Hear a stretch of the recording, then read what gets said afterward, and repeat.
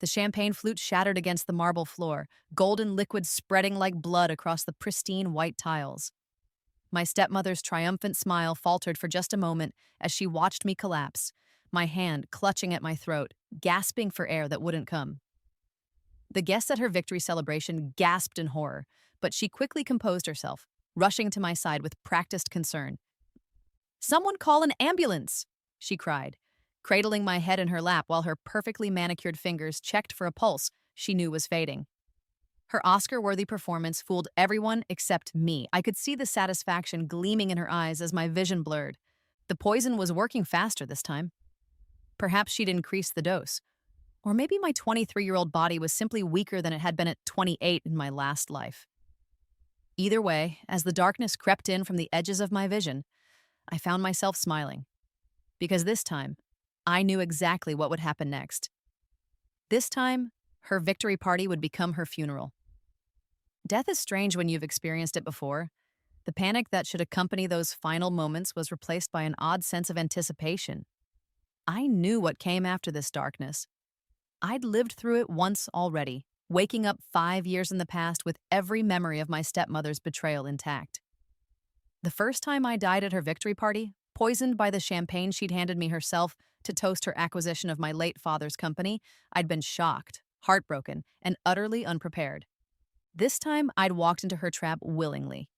I'd let her win exactly what I wanted her to have, but I'm getting ahead of myself. To understand why I chose to die again, you need to know about the 5 years I've lived twice, and the woman who killed me both times. My stepmother, Victoria Chen, entered our lives when I was 15. My mother had died of cancer 3 years earlier, leaving my father and me to navigate our grief alone. He'd thrown himself into work, building his pharmaceutical empire to new heights, while I'd thrown myself into my studies, desperate to make my dead mother proud. We were two ships passing in the night, united only by our shared loss and the sprawling mansion that felt too empty without her laughter. Victoria changed that.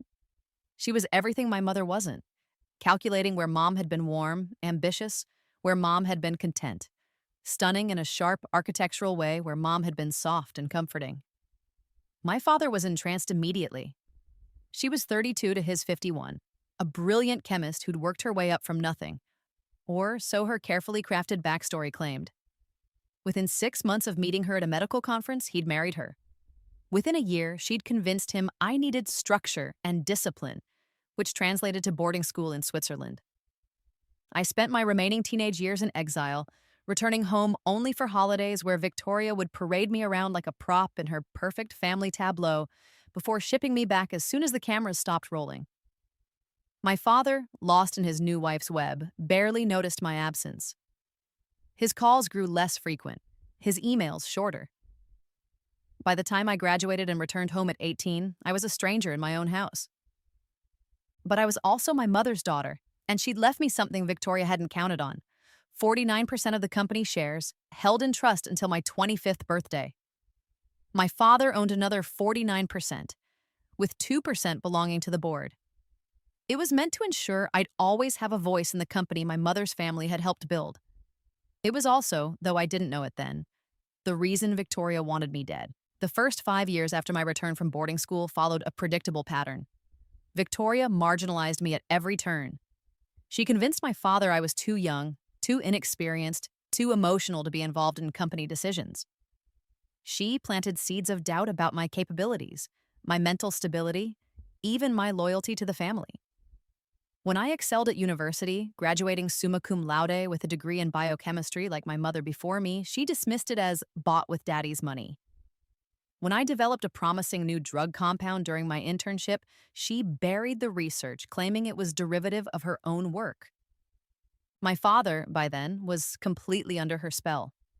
The vibrant, loving man who'd once read me bedtime stories and taught me to ride a bike had become a hollow echo of himself, parroting Victoria's opinions and dismissing my concerns as jealousy.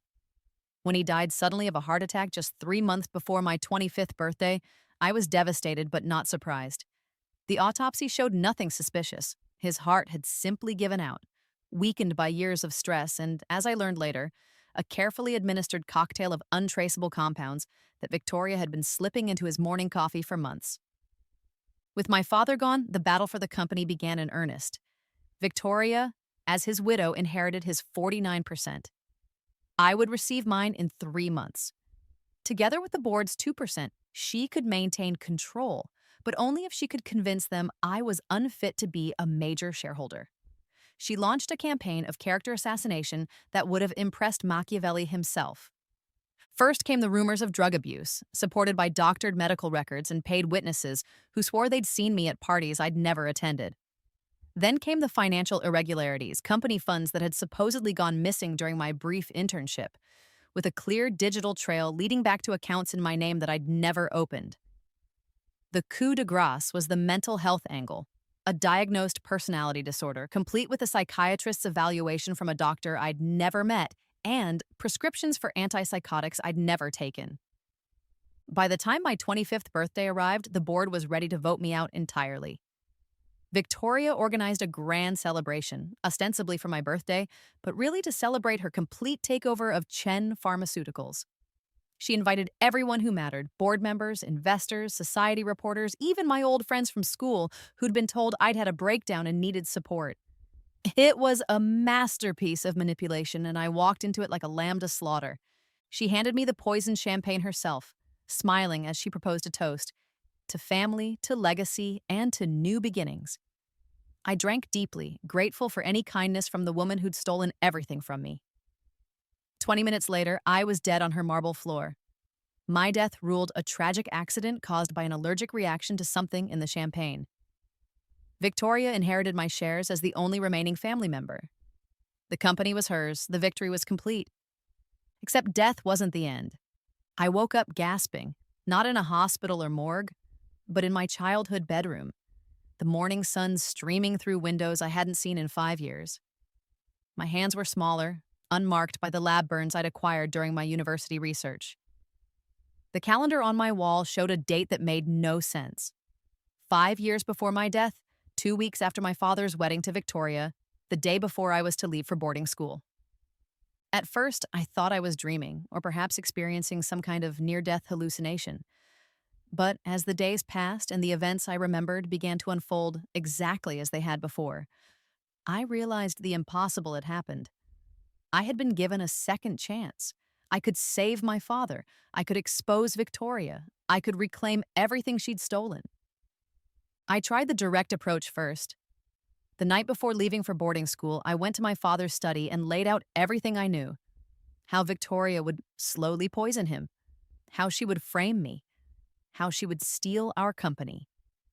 He looked at me with such disappointment and concern that my heart broke all over again. By morning, Victoria had convinced him I was having a mental breakdown, jealous of his new happiness and lashing out with paranoid fantasies. They sent me to boarding school with a therapist's contact information and a prescription for anxiety medication I didn't need. From Switzerland, I tried to gather evidence. I hired private investigators with my trust fund allowance, but Victoria was too careful, too clever. Every lead dried up. Every source disappeared. I watched from afar as she tightened her coils around my father, as his emails grew shorter and his calls less frequent, as history repeated itself with crushing inevitability. I changed tactics. If I couldn't prevent the past, perhaps I could alter the future. I studied differently this time, focusing not just on biochemistry, but on corporate law, forensic accounting, and business management. I built a network of allies among my classmates, the children of powerful families who could help me when the time came.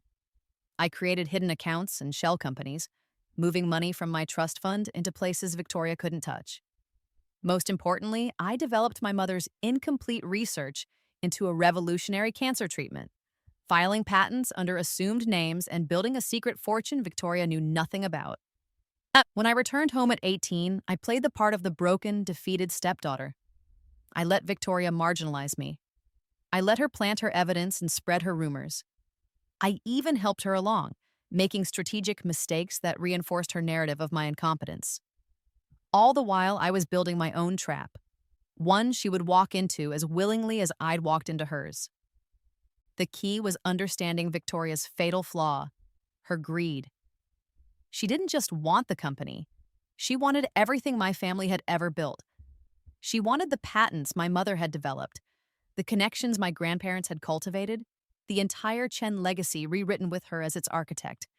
And I was going to give it to her, or at least I was going to make her think I was. 3 months before my 25th birthday, right on schedule, my father died of his heart attack. I grieved genuinely this time, even knowing it was coming. I'd tried subtle ways to prevent his poisoning, switching his coffee, hiring a food tester under the guise of a new chef, even trying to convince him to see a different doctor. But Victoria was too careful, too adaptable. She found other ways to administer her toxins, and my interference only made her more cautious. In the end, I had to let him go to save everything else he'd built. This time, though, I was ready for Victoria's campaign against me. Every piece of false evidence she planted, I documented. Every witness she paid, I recorded. Every digital trail she created, I traced back to its source. But I didn't reveal any of this. Instead, I played into her hands, acting increasingly erratic and unstable, giving her exactly the villain she was trying to create. 2 weeks before my birthday, I made my masterstroke.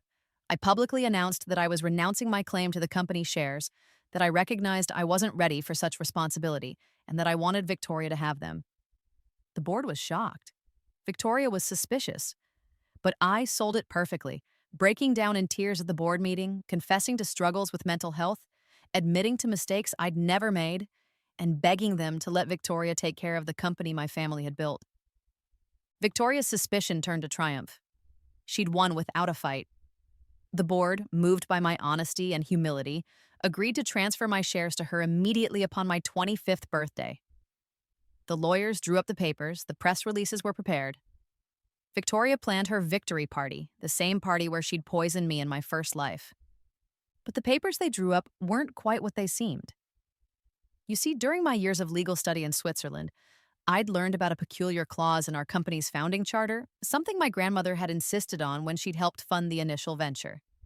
It was called the blood legacy provision, and it stated that shares passed down through direct bloodline could only be permanently transferred to another blood relative. Any transfer to a non-blood relative was considered temporary guardianship, reversible if the original heir reclaimed them within 1 year, or if the guardian was found guilty of a crime against the family. Victoria, brilliant as she was with chemistry and manipulation, had never studied corporate law. She'd never read the full charter, hundreds of pages of dense legal text that seemed largely ceremonial. Her lawyers, the best money could buy, had missed it too because I'd made sure they were looking at modified versions of the documents, authentic in every way, except for that one crucial clause that I'd had my allies on the board quietly reinstate during a routine charter review 2 years earlier. The night before my birthday party, I met with Thomas Chen, my father's cousin, and a board member who'd always been skeptical of Victoria. I handed him a safety deposit box key and told him that if anything happened to me at tomorrow's party, he should open the box immediately. Inside was everything. 5 years of evidence meticulously gathered, including video recordings of Victoria preparing the poisons she'd used on my father, documents showing her embezzlement and fraud, and most damningly, a recorded confession she'd made to her lover, a man she didn't know was my hired actor, about how she'd killed my father and planned to kill me. "Why not reveal this now?" Thomas asked, horrified by what he was reading.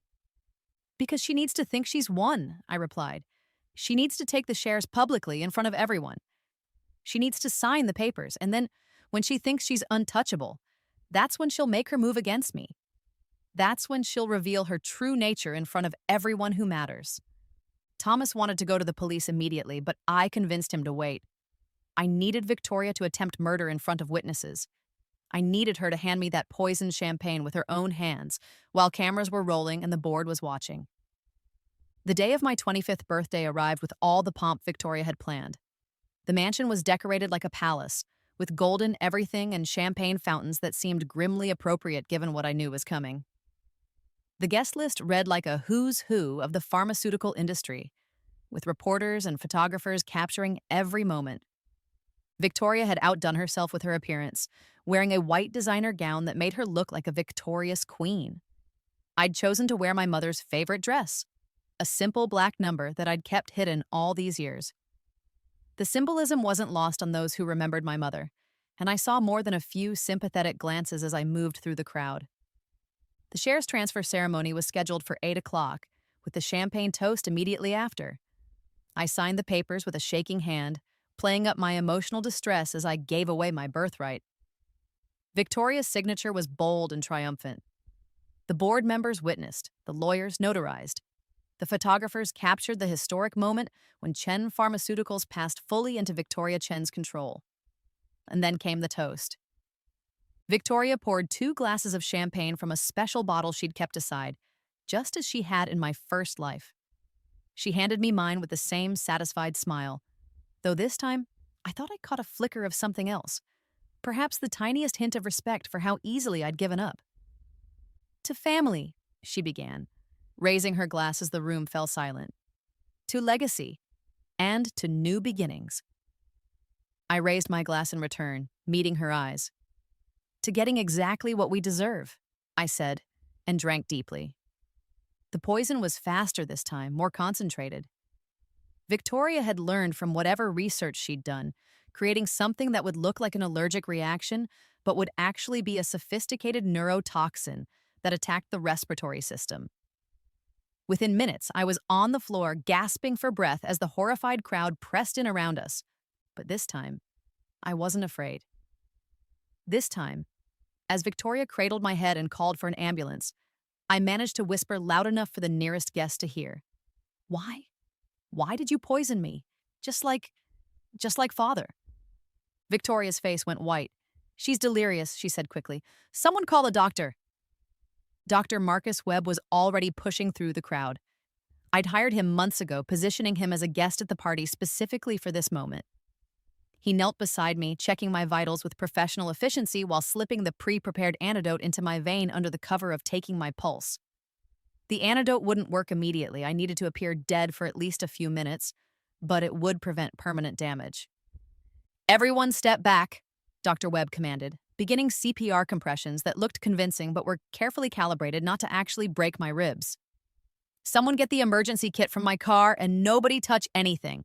If this is poisoning as she suggested, everything here is evidence." Those words changed the entire atmosphere. The word evidence triggered Thomas Chen, who immediately called for security to seal the room. The photographers, sensing a bigger story than a simple shares transfer, began documenting everything. Several guests who'd been recording the toast on their phones continued filming, capturing Victoria's increasingly panicked attempts to maintain control. "This is ridiculous," Victoria protested. "She's having an allergic reaction. I would never." "Then you won't mind if we test the champagne," Thomas interrupted, having already retrieved the bottle she'd poured from. "And review the security footage from the preparation areas, and examine your personal laboratory in the East Wing that you think nobody knows about." Victoria's composure cracked for just a moment, but it was enough. She lunged for the champagne bottle, trying to knock it from Thomas's hands, but he was ready for her. Security restrained her as she struggled, her perfect facade finally shattering. "You don't understand," she shrieked. "She gave me everything. The shares are mine. The company is mine. I earned it. I deserve it." Dr. Webb chose that moment to announce, "I've got a pulse. She's responding to the treatment."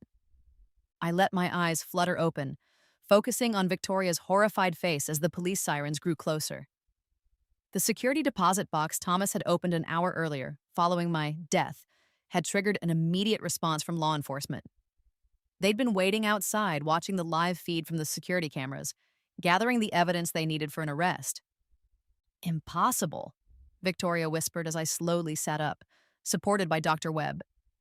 "That dose? That concentration?" "You mean the same concentration you used on my father?" I asked, my voice hoarse but clear enough for everyone to hear. "Did you really think I didn't know? That I hadn't spent 5 years watching you, learning from you, preparing for this moment?" The police entered then, led by Detective Sarah Mills, who I'd been secretly working with for the past 2 years, feeding her information about Victoria's activities through anonymous tips and carefully placed evidence. She approached Victoria with handcuffs ready.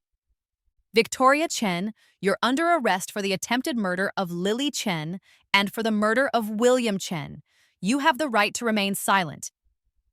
"No," Victoria screamed, struggling against the officers. "The shares are mine. I have the papers. She signed them over to me." I stood slowly, steadying myself against Dr. Webb as I faced the woman who'd destroyed my family twice. About those papers, I said, pulling out my phone and displaying the relevant section of the company charter. There's an interesting clause about blood relatives and temporary guardianship. Since you're not a blood relative and you've just been arrested for crimes against the family, those shares revert immediately back to me. The room erupted in chaos. Board members demanded explanations. Reporters shouted questions. Photographers captured every moment of Victoria's complete descent from triumph to destruction. Through it all, I stood calm and steady, watching the woman who'd killed me once get dragged away in chains, but the revelations weren't over.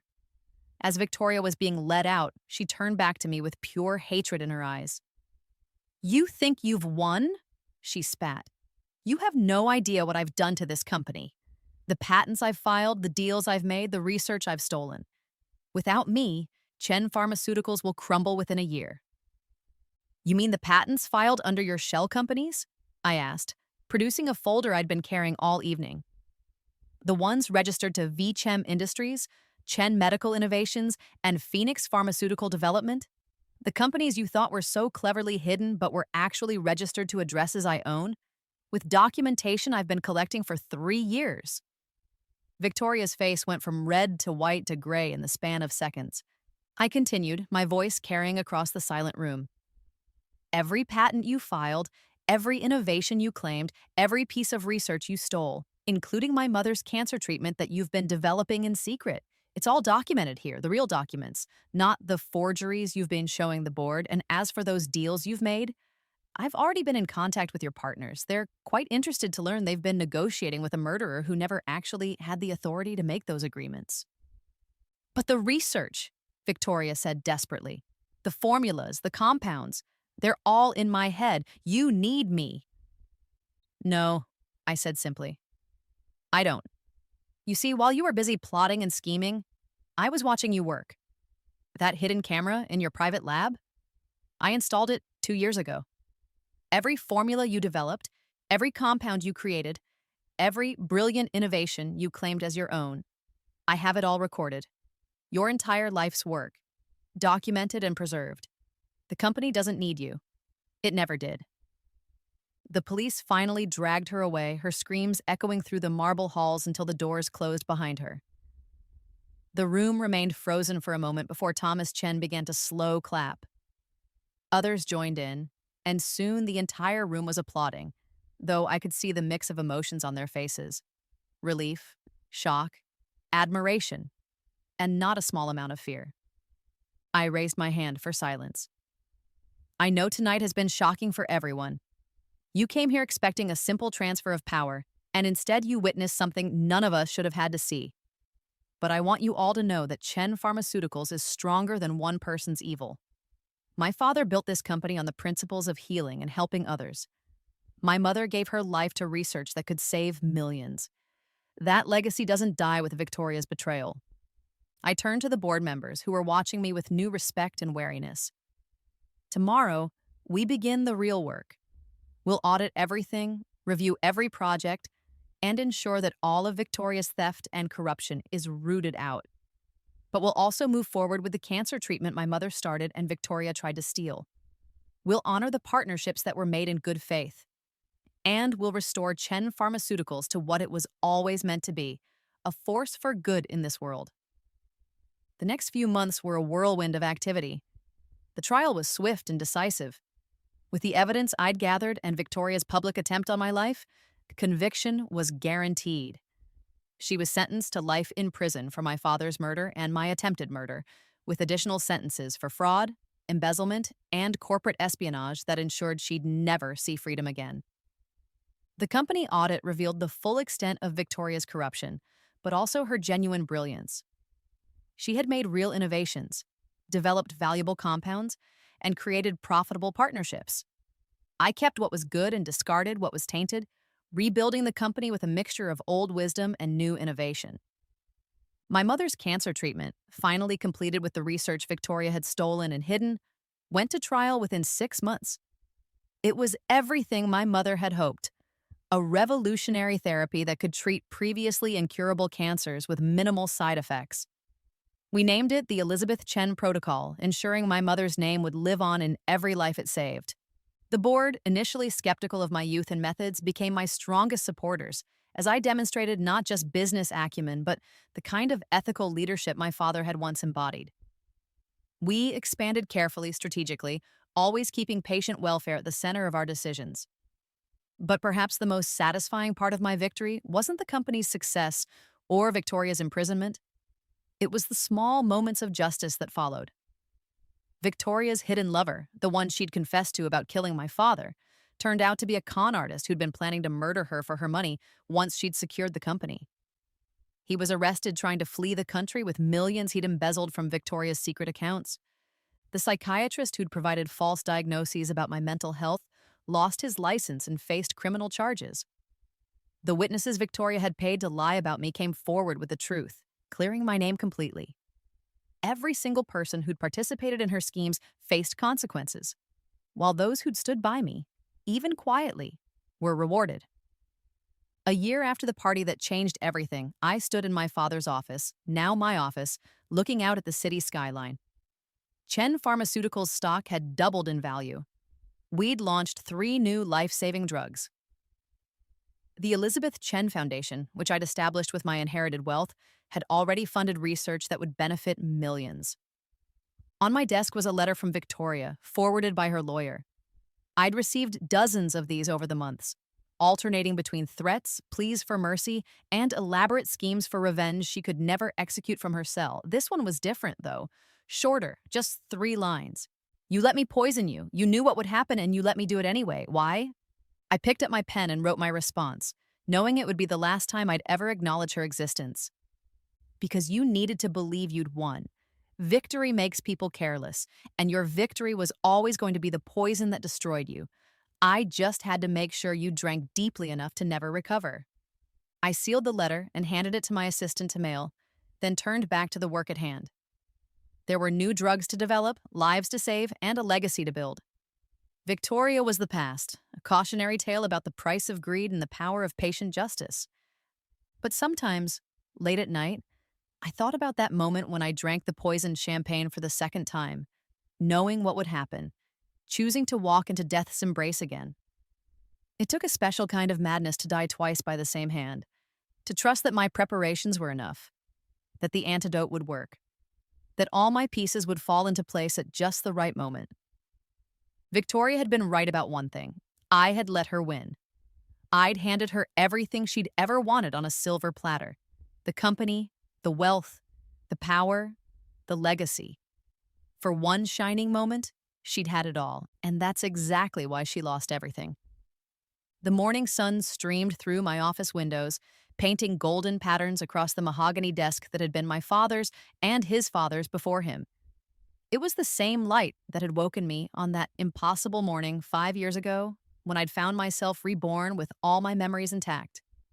Back then, it had felt like a curse, carrying the weight of a future I couldn't prevent.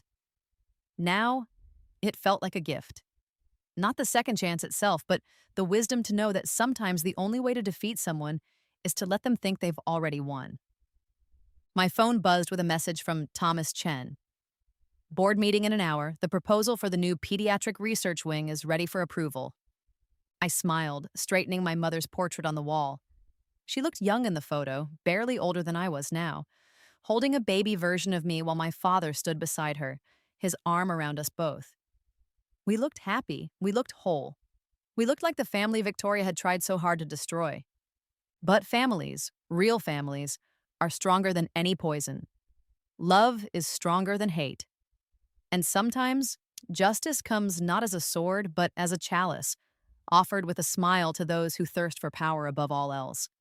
Let them drink deeply, I thought, gathering my papers for the meeting. Let them taste victory. It makes the fall so much sweeter.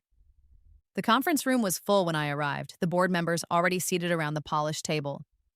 These weren't the same people who'd witnessed my theatrical death a year ago. I'd restructured the board, bringing in younger voices, medical professionals who understood our mission, and ethical business leaders who valued integrity over pure profit. But Thomas remained, my one link to the old guard and the man who'd trusted me when no one else would. The pediatric research wing proposal, I began, pulling up the presentation, isn't just about expanding our facilities. It's about returning to what Chen Pharmaceuticals was founded to do: put patients first, especially the most vulnerable. Dr. Sarah Kim, our newest board member and a pediatric oncologist, leaned forward. The projected costs are significant. Some shareholders might balk at the reduced profit margins. They might, I agreed. But I'd rather have shareholders who understand that some things matter more than maximum profit. My mother died trying to cure cancer. My father died because someone valued money over family. I won't let their deaths mean nothing. The vote was unanimous. As the board members filed out discussing implementation strategies and timeline, Thomas lingered behind. Your father would be proud, he said quietly. Both of them would. I hope so, I replied, then hesitated. Thomas, can I ask you something? That night when you opened the safety deposit box and found all that evidence, were you surprised? He considered the question carefully. Surprised by the evidence? No. I'd suspected Victoria for years but could never prove anything. Surprised that you'd gathered it all, that you'd planned everything so perfectly? Also, no. He smiled slightly. You're your mother's daughter. She was brilliant, strategic, and patient. But she was also kind. That's what Victoria never understood. She thought kindness was a weakness. It's not. No, Thomas said firmly. Kindness is what stops us from becoming the monsters we fight. You could have simply had Victoria arrested quietly, avoided the whole dramatic scene. But you gave her the chance to reveal herself, to make her own choices. You were kind enough to let her destroy herself rather than destroying her yourself. After he left, I stood alone in the conference room, looking at the city sprawling below. Somewhere out there, in a maximum security prison 200 miles away, Victoria was probably pacing her cell, reliving that night over and over, trying to understand how her perfect plan had failed. She'd probably spend the rest of her life analyzing every moment, looking for the flaw in her strategy, the mistake that had cost her everything. She'd never find it because the flaw wasn't in her plan. It was in her. She'd been so focused on winning that she'd never questioned what victory would cost. She'd been so eager to take what was mine that she'd never wondered why I was so willing to give it away. My phone rang, pulling me from my thoughts. It was my assistant, Linda, a sharp young woman who'd started as an intern during my darkest days and had risen through the ranks through sheer determination and talent. Miss Chen, there's a young woman here to see you. She says she's Victoria's daughter. I froze. Victoria didn't have children, at least not in my first life. But then again, there had been 5 years of differences this time around, small changes that rippled outward. Send her in, I said, curious despite myself. The woman who entered looked nothing like Victoria. She was soft where Victoria had been sharp, with gentle eyes and nervous hands that fluttered as she spoke. Miss Chen, I'm sorry to bother you. I'm Emma Morrison. Victoria was my biological mother. She gave me up for adoption when I was born, 23 years ago. I only found out recently, after her arrest. The publicity made it impossible to ignore. I gestured for her to sit, studying her carefully. She had Victoria's cheekbones, but none of her predatory grace. What can I do for you, Emma? I wanted to apologize, she said, surprising me, for what she did to your family, and to ask a favor. She pulled out a worn notebook. My adoptive parents are wonderful people, but they're struggling. My dad has cancer, ironically enough, and the treatments are bankrupting them. I'm not asking for money, she added quickly. I'm a biochemist, like her. I was hoping maybe I could apply for a position here. I know it's presumptuous given everything, but where did you study? I interrupted gently. MIT for undergrad, Johns Hopkins for my PhD. I specialized in targeted cancer therapies. She laughed bitterly. I wanted to cure cancer. Imagine my surprise when I learned my biological mother murdered someone and my biological grandmother died of the disease I've dedicated my life to fighting. I looked at her for a long moment, this unexpected ripple in my carefully orchestrated victory. Victoria's daughter, raised by loving parents, becoming everything Victoria could have been if she'd chosen differently. It was almost poetic.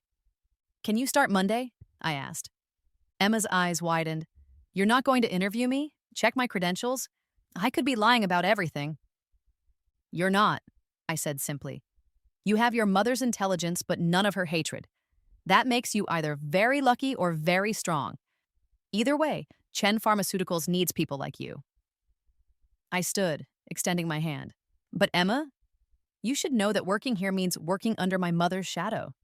The Elizabeth Chen Protocol is our flagship treatment. Can you handle that? She shook my hand firmly. Miss Chen, I've been living under shadows my whole life. At least this one might help people.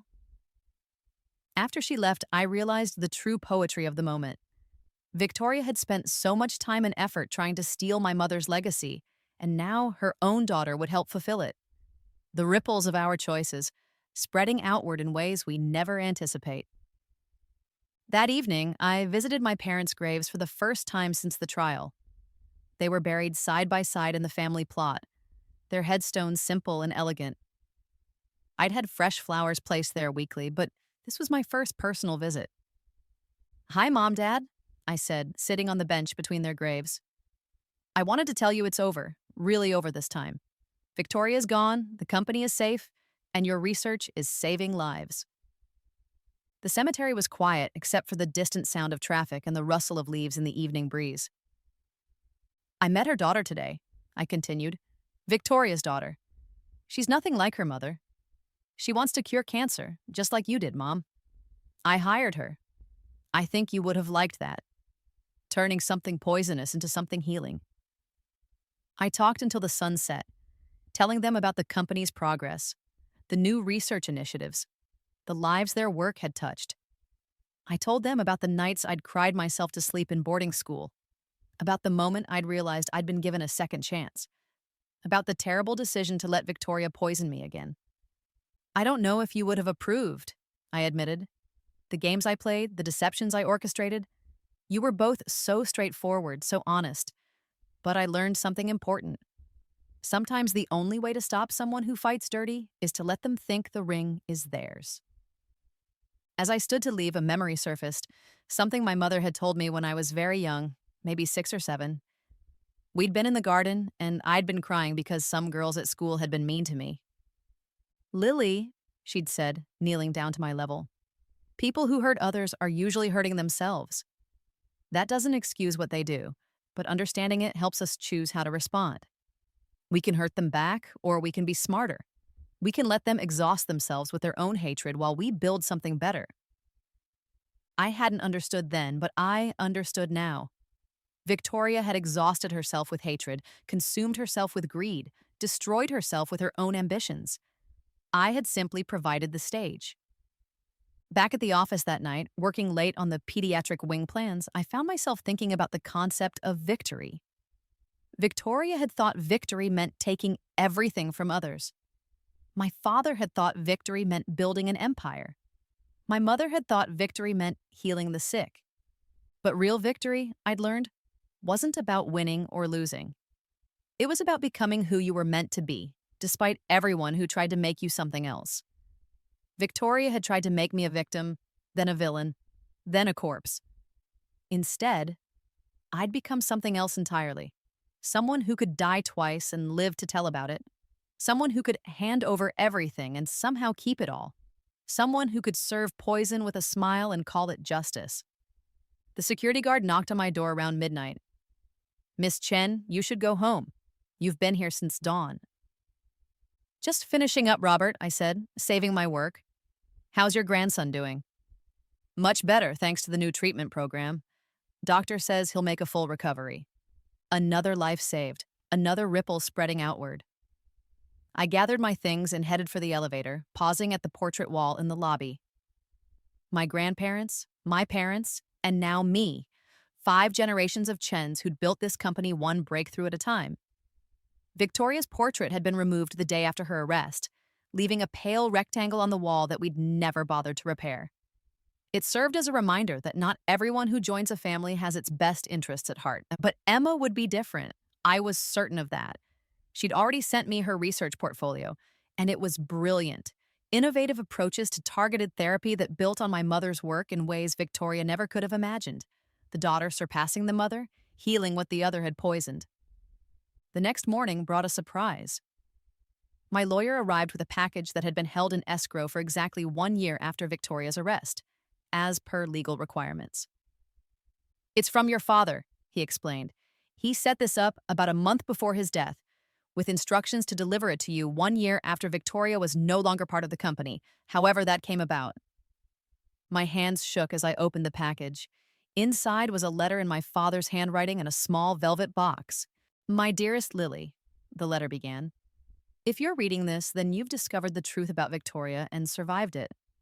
I pray I'm wrong about my suspicions, but the irregularities in my recent blood work suggest otherwise." I had to stop reading, overwhelmed by the realization that he'd known. He'd known she was poisoning him. I could confront her, but I fear what she might do to you in retaliation. So instead, I'm playing a longer game. I've hidden assets she doesn't know about, protected patents she can't access, and most importantly, I've ensured that the blood legacy provision in our charter remains ironclad. She may think she's won, but victory built on murder is built on sand. The letter went on to detail hidden accounts, research facilities in Switzerland that operated under shell companies, and a network of allies who'd been waiting for Victoria's downfall. My father had been preparing for this fight even as the poison coursed through his veins. "The box contains your mother's real engagement ring," the letter concluded. "Victoria never knew I kept it. She wore a replica to our wedding, thinking she had everything that was Elizabeth's. But the real treasures, my darling daughter, were never hers to take. They were always yours to inherit. All my love, Dad." I opened the velvet box through tears, finding my mother's ring. A simple sapphire surrounded by diamonds. Nothing like the ostentatious jewelry Victoria had favored. It fit perfectly on my right hand, a circle of continuity connecting past and future. Thomas arrived an hour later for our weekly meeting, finding me still staring at the ring.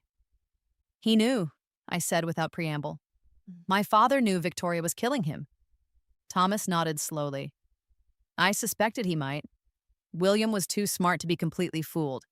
But knowing and proving are different things, and he loved you too much to risk your life with a direct confrontation. So we both played the same game," I mused, letting her think she'd won to protect what really mattered. Like father, like daughter. That afternoon, Emma started her first day early, eager and nervous in equal measure. I gave her the tour personally, showing her the labs where her biological grandmother had worked, the research that had started it all.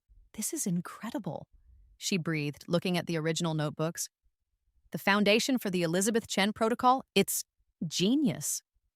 "Your mother thought so too," I said carefully. "She tried to claim credit for completing it." Emma's face darkened. "Of course she did." Then, more quietly, "Did she have any genuine achievements? Or was it all stolen?" "She was brilliant," I admitted. "Her improvements to the synthesis process increased efficiency by 40%. Her approach to molecular binding was innovative. She could have been remembered as a great scientist if she hadn't chosen to be a murderer instead." "Choices," Emma said softly. "It always comes down to choices, doesn't it? I thought about my choice to drink the poison twice. My father's choice to die rather than risk my life. My mother's choice to dedicate her life to healing. Victoria's choice to take what wasn't hers." "Yes," I agreed, "it always comes down to choices." The months that followed were a whirlwind of growth and innovation. Emma's research proved even more promising than her portfolio had suggested. She had an intuitive understanding of molecular biology that rivaled Victoria's, but coupled with an ethical framework that made her trustworthy. Within 6 months, she was heading her own research team, developing a new branch of the Elizabeth Chen protocol that could treat pediatric cancers previously considered untreatable. The pediatric wing opened on the first anniversary of Victoria's imprisonment. We named it the William Chen Center for Pediatric Oncology, and I made sure the dedication plaque mentioned that he'd given his life to protect the future of medical innovation. It was the closest I could come to publicly acknowledging his sacrifice. The opening gala was everything Victoria would have wanted for herself. Influential guests, media coverage, champagne toast to success. But instead of corporate executives and society photographers, our guests were the families of children who'd been saved by our treatments, researchers who dedicated their lives to fighting cancer, and doctors who worked miracles daily. Emma gave a speech about redemption through science, about choosing to heal rather than harm. about the legacy we leave being determined not by our blood, but by our choices. She never mentioned Victoria by name, but everyone understood. The daughter had chosen to be everything the mother had refused to be. As the evening wound down, I found myself on the same balcony where Victoria had handed me the poisoned champagne in another lifetime. The city sprawled below, lights twinkling like stars brought to earth. But this time, I wasn't alone. Emma stood beside me, along with Thomas, Dr. Webb, and the core team who'd helped me rebuild the company. To second chances, Thomas proposed, raising his glass of decidedly non-poisoned champagne. To justice served cold, Dr. Webb added with a wry smile. To choosing healing over hatred, Emma contributed. I raised my own glass, thinking of all the paths that had led to this moment. Death and rebirth, poison and antidote, victory and defeat, all tangled together in a web that Victoria never saw coming. To family, I said finally, echoing Victoria's toast from that fateful night. Both the family we're born into and the family we choose. To legacy, not stolen but earned. And to new beginnings, built on the ashes of what came before. We drank, the champagne sweet and untainted on my tongue. Below us, the city hummed with life. Millions of people living, dying, fighting, surviving. Somewhere among them were the thousands who'd been saved by the treatments we'd developed. Children who would grow up because of my mother's research. Families kept whole by my father's sacrifice and my willingness to die twice for justice. Victoria had been wrong about so many things, but she'd been right about one. Victory was intoxicating. But true victory, the kind that mattered, the kind that lasted, wasn't about taking from others. It was about building something they couldn't tear down, becoming someone they couldn't destroy, choosing love over fear and healing over harm. The poison Victoria had served me had been meant to end my story. Instead, it had been the catalyst for her own destruction. She'd handed me the very weapon I needed to defeat her, never realizing that sometimes the best revenge is simply letting someone's evil consume them while you rise above it. As the party ended and the guests departed, I stayed on the balcony a moment longer. A year ago, I'd been dead on the marble floor below, Victoria's triumph complete. Now she was in prison. Her daughter was healing the sick in ways Victoria never could, and the company she'd killed to possess was stronger than ever. "You let me win," Victoria had written in her letter. Why? The answer was simple, though she'd never understand it. Because her victory was always poisoned, from the very first drop of ambition that had led her to murder.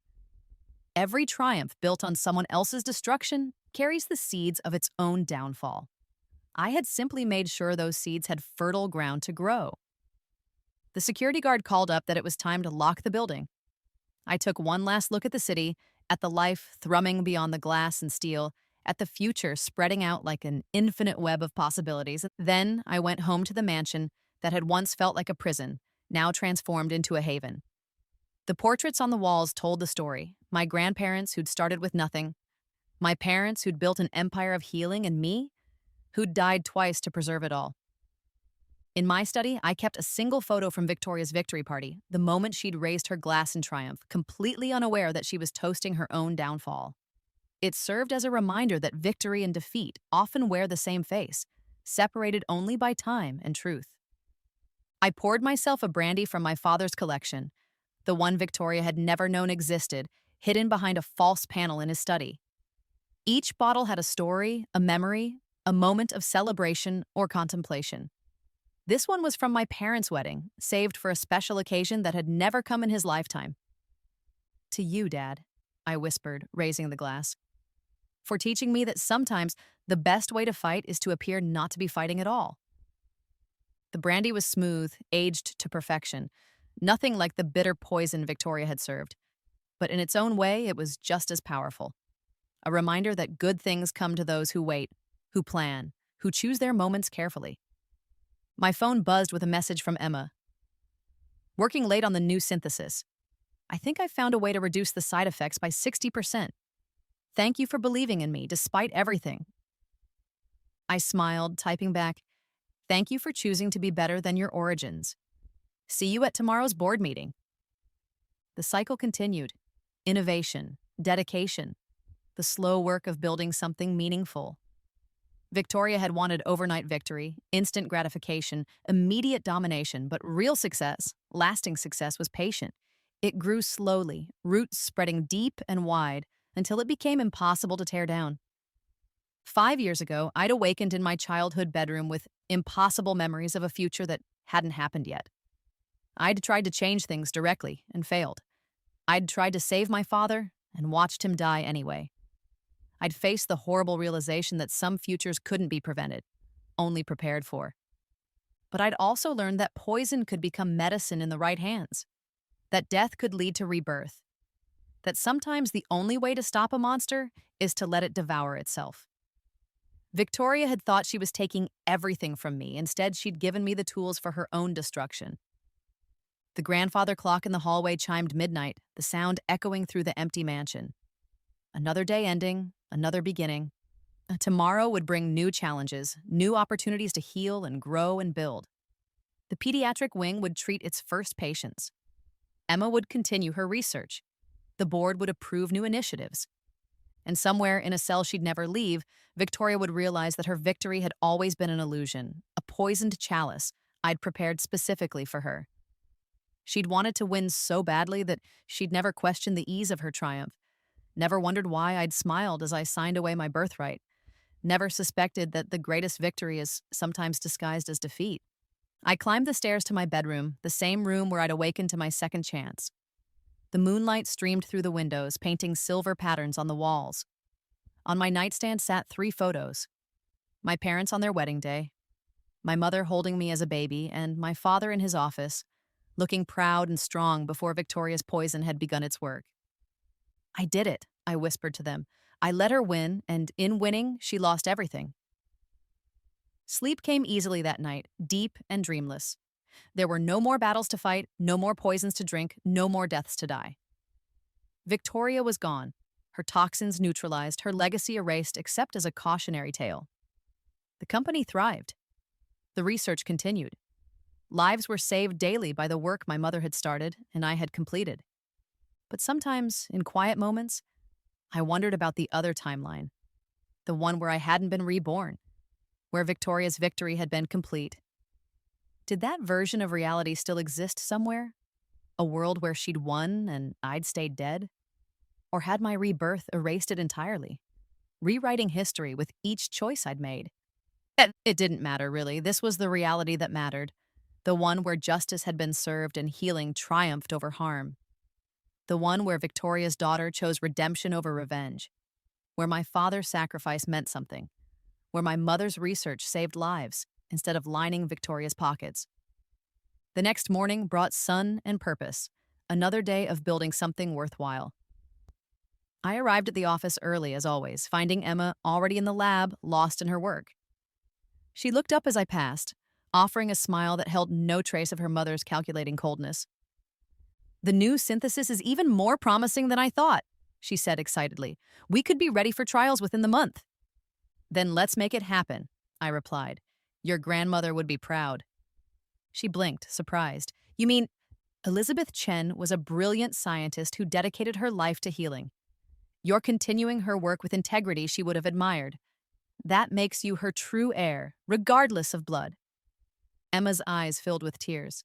"Thank you. That means everything." I left her to her work, understanding washing over me. This was the real victory, not Victoria's destruction, but Emma's redemption. Not the poison I'd drunk, but the antidote I'd prepared. Not the death I'd died, but the life I'd built from its ashes. Victoria had been right that her victory was a poisoned chalice I'd prepared. She'd been wrong about everything else. The poison wasn't in the champagne, or the shares, or the company itself. It was in the very nature of victory achieved through murder and betrayal. That kind of triumph carries its own destruction. A timer counting down to the moment when the lies collapse and the truth emerges. I'd simply made sure I was there to witness it, alive and well, despite her best efforts, ready to rebuild what she'd tried to destroy. And in the end, that was the greatest revenge of all, not her suffering, but our thriving. Not her imprisonment, but our freedom to continue the work she'd tried to corrupt. The story could end here with Victoria defeated and justice served. But life, unlike stories, doesn't have neat endings. It continues, day after day, choice after choice, each decision rippling outward in ways we can't always predict. 2 years after Victoria's imprisonment, Emma made a breakthrough that revolutionized cancer treatment worldwide. 5 years after, Chen Pharmaceuticals became the leading force in pediatric oncology research. 10 years after, the Elizabeth Chen protocol had saved over 1 million lives. And through it all, I remembered the taste of poison on my tongue, the feel of death creeping through my veins, the impossible gift of a second chance to make things right. Victoria had given me those things, unknowingly handing me the very tools of her own destruction. But more than that, she'd taught me the most valuable lesson of all. True victory isn't about defeating your enemies. It's about becoming someone they could never defeat, no matter how many times they try to poison you. And that's a victory no amount of champagne, poisoned or otherwise, could ever wash away.